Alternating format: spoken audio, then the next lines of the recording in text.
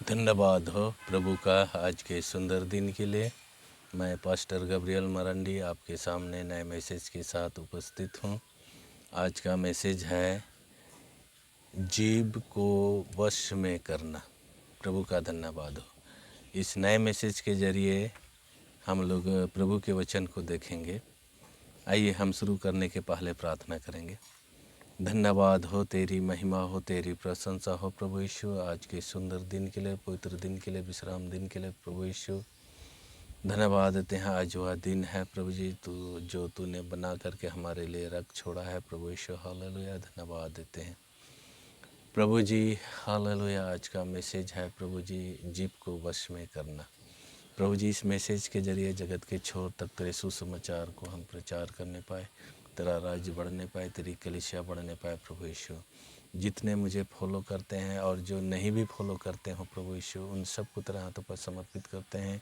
आशीष दे, बीमारी से चंगाई दे प्रभु जी, विपरीत परिस्थिति से निकास कर प्रभु यीशु, कर्जे में जो हों उनको निकास कर प्रभु यीशु। हालेलुया। हर एक मुसीबतों से तू बचाना प्रभु यीशु। हालेलुया। तेरी महिमा और तेरी प्रशंसा होने पाए प्रभु जी। प्रभु जी इस विनती को यीशु के नाम से मांगते हैं, सुनो स्वर्ग में ग्रहण कर पिता। आमीन। Praise the Lord. सबको जय मसीह। आज का मैसेज है जीभ को वश में करना।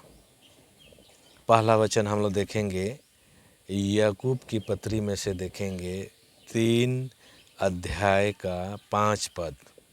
वैसे ही जीभ भी एक छोटा सा अंग है और वह बड़ी बड़ी डींगे मरती है। देखो थोड़ी सी आग से कितने बड़े वन में आग लग जाती है। प्रभु का धन्यवाद हो। ये जीभ जो है एक आग है। यहाँ वचन के अनुसार जीभ एक आग है और इस आग से पूरे वन में आग लग जाती है। प्रभु का धन्यवाद हो। इसीलिए इस जीभ को कंट्रोल करना हमारे जीवन के लिए नितांत आवश्यक है, क्योंकि यह जीभ ही है जो संसार पर विभिन्न तरह के बुरी बातें, विभिन्न प्रकार के गाली गलौज, विभिन्न प्रकार के परमेश्वर के वचन के खिलाफ काम करने वाले बातें होती है।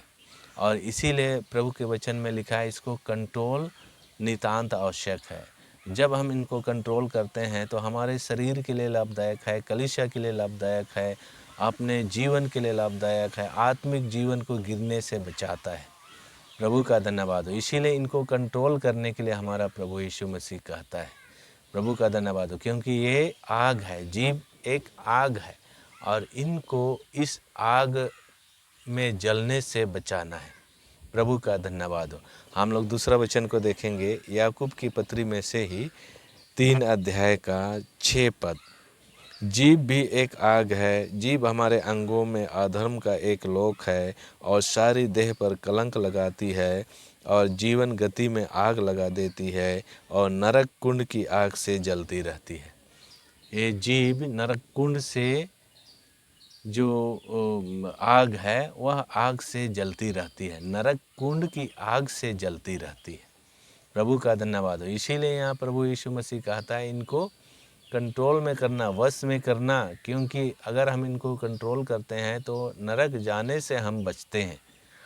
और उस नरक से बचने का कारण यही है कि हम अपने जीभ को कंट्रोल करें। प्रभु का धन्यवाद हो। ये जीभ जो है यहाँ पर बहुत अच्छी बातें लिखा है, एक आग है और जीभ हमारे अंगों में अधर्म का एक लोक है। ये जीभ में अधर्म का लोक है।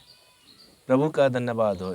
अधर्म इस जीभ में ही बसता है और जीभ के द्वारा ही हम अधर्म को अंगीकार करते हैं, अधर्म की बातों को बोलते हैं, जिनके कारण से प्रभु यीशु मसीह हमारे खिलाफ हो जाता है, क्रोधित होता है और उनसे हम दूर चले जाते हैं, रहित हो जाते हैं और इस तरह से हम अकेले पड़ जाते हैं, अलग थलग हो जाते हैं और हमारा जीवन नाश हो जाती है। प्रभु का धन्यवाद हो। ये नरक कुंड की आग से भरा है। इसीलिए हर एक व्यक्ति, संसार में जितने लोग हैं, सबको अपने जीभ की कंट्रोल करना चाहिए। प्रभु का धन्यवाद हो। जब हम कंट्रोल करते हैं तो हमारे जीवन के लिए लाभदायक सिद्ध होती है। प्रभु का धन्यवाद हो। और इस तरह से हम नरक की कुंड से बचते हैं नरक जाने से बचते हैं, अधर्म से बचते हैं, और इस तरह से जो आग जलती है उस जलने से हम बचते हैं। प्रभु का धन्यवाद हो। और हम लोग वचन देखेंगे याकूब की पत्री में से ही 3 अध्याय का 7 पद। क्योंकि हर प्रकार की वन पशु और पक्षी और रेंगने वाले जंतु और जलचर तो मनुष्य जाति के बस में हो सकते हैं और हो भी गए हैं। प्रभु का धन्यवाद। जितने जलचर हैं संसार पर, जीव जंतु हैं, और इस तरह से जो परमेश्वर की सृष्टि है, सारी सृष्टि मनुष्यों के बस में हो जाती है और हो भी गए हैं। यहाँ पर लिखा है आदम के जीवन में हम देखते हैं, आदम को पूरा अधिकार दे दिया, उनको कंट्रोल करने की शक्ति दिया, सामर्थ दिया, आइडिया दिया, और इस तरह से इस संसार पर उनकी कंट्रोल पाई जाती है। वर्तमान समय में भी संसार में मनुष्य कंट्रोल करते हैं इन सारी चीज़ों पर, जंतुओं पर, और इस तरह से जो मनुष्य चाहता है वही करता है, क्योंकि परमेश्वर ने वह अधिकार दिया है मनुष्य को। प्रभु का धन्यवाद हो। और लिखा है उस अधिकार के कारण ही इस संसार पर हम कंट्रोल करते हैं और हम सर्वोपरि होते हैं। परमेश्वर के बाद मनुष्य दूसरा स्थान है जो इस संसार पर कंट्रोल करता है, क्योंकि परमेश्वर ही ने अधिकार दिया इस संसार की सारी चीज़ों को तू अधिकार रखना। प्रभु का धन्यवाद हो। और इसीलिए इस संसार पर कंट्रोल किया है। लेकिन यहाँ पर आगे वचन में लिखा है, याकूब का 3 अध्याय का यहाँ 8 पद में लिखा है, पर जीव को मनुष्यों में से कोई वश में नहीं कर सकता। वह एक ऐसी बला है जो कभी रुकती ही नहीं, वह प्राणनाशक विष से भरी हुई है। प्रभु का धन्यवाद हो। यहाँ पर लिखा है जीव को मनुष्य में से कोई भी कंट्रोल नहीं कर सकता है। प्राणनाशक विष से भरा हुआ है, और इस जीव को अगर जो कंट्रोल कर लिया है तो परमेश्वर की आशीष उनके सामने है। परमेश्वर की आशीष उनके जीवन में पाई जाएगी। परमेश्वर उनको धन्य कहेगा, क्योंकि इसी के कारण ही मनुष्य नरक में चले जाते हैं। इस जीव के कारण ही पूरे भाव चक्र में आग लगा देती है, जिसके कारण से सुनने वाले भी नाश होते हैं, बोलने वाले भी नाश होते हैं, और इस तरह से जो परमेश्वर ने हमारे लिए स्वर्ग तैयार किया उसमें जाने से हम वंचित हो जाते हैं। इसीलिए परमेश्वर नरक जाने से हमको रोकने के लिए, जीव को कंट्रोल करने के लिए हमको आज्ञा देता है। प्रभु का धन्यवाद हो। जीव को जब हम कंट्रोल करते हैं तो इस संसार पर रह करके हम प्रभु को धन्यवाद देते हुए, परमेश्वर के जीवित मार्ग पर चलते हुए स्वर्ग के लिए हम प्रस्थान करते हैं, उसके लिए हम तैयारी करते हैं। और प्रभु यीशु मसीह जब दोबारा आएगा उनके स्वागत करने के लिए भी हम तैयार हो जाते हैं।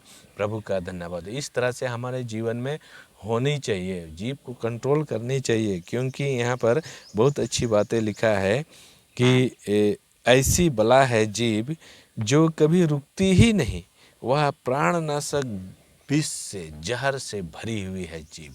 प्रभु का धन्यवाद। इसीलिए जीव को कंट्रोल करना हमारे जीवन के लिए, आत्मिक जीवन के लिए नितांत आवश्यक है। प्रभु का धन्यवाद। हम लोग लास्ट वचन देखेंगे याकूब की पत्री में से ही 3 अध्याय का 9 पद। इसी से हम प्रभु और पिता की स्तुति करते हैं और इसी से मनुष्य को जो परमेश्वर के स्वरूप में उत्पन्न हुए हैं शाप देते हैं। ये जीव से ही हम परमेश्वर को अंगीकार करते हैं और प्रभु की स्तुति करते हैं, पिता परमेश्वर की स्तुति करते हैं, और मनुष्य को जो परमेश्वर के स्वरूप में उत्पन्न हुए हैं शाप भी देते हैं, गाली भी देते हैं, और इस तरह से गलत बातें मुंह से निकलती है और इस तरह से परमेश्वर के खिलाफ हो जाती है। परमेश्वर को, प्रभु यीशु मसीह को हम स्तुति करते हैं, धन्यवाद देते हैं, प्रार्थना करते हैं, उनके नाम से गीत गाते हैं, आराधना करते हैं, कितनी अच्छी बातें हैं। लेकिन जब परमेश्वर के खिलाफ हम इस्तेमाल करते हैं तो यह जीव हमारे लिए शाप हो जाता है, दूसरों के लिए शाप हो जाता है, और इस तरह से हम नरक कुंड में चले जाते हैं, क्योंकि हमारे जीव से ही नरक कुंड की आग भरी हुई है। प्रभु का धन्यवाद हो। इसीलिए जीव को कंट्रोल करना हमारे जीवन के लिए बहुत ज़रूरी है। प्रभु का धन्यवाद हो, क्योंकि यही जीव है जो हमको नरक की कुंड पर पहुंचा देता है। प्रभु का धन्यवाद हो। इसीलिए इसको जीभ को वश में करना नितांत आवश्यक है मनुष्य के जीवन में। प्रभु का धन्यवाद हो। और यही हमारे जीवन के लिए एक आशीष भी है और शाप भी है। अगर हम कंट्रोल किए जीभ को परमेश्वर के वचन के अनुसार तो हमारे जीवन के लिए आशीष है, और अगर हम कंट्रोल नहीं किए हमारे जीभ को तो हमारे जीवन के लिए शाप है और दूसरों के लिए भी शाप है। और इस तरह से हम नरक कुंड में जाने से कोई नहीं रोक सकता है। प्रभु का धन्यवाद। इसीलिए रोकने के लिए, नरक कुंड में जाने से रोकने के लिए प्रभु यीशु मसीह को हमको आइडिया दिया है, संसार के लोगों को आइडिया दिया है कि जीभ को अपने बस में कर लो। प्रभु का धन्यवाद हो। अगर हम कर लेते हैं तो हमारे जीवन के लिए बहुत ही आनंददायक की बातें हैं और आशीष भरा जीवन होगा हमारा, और इस तरह से सुख और शांति और चैन हमारे जीवन में पाया जाएगा। प्रभु का धन्यवाद हो। और इस वचन से प्रभु आप सबको आशीष दे।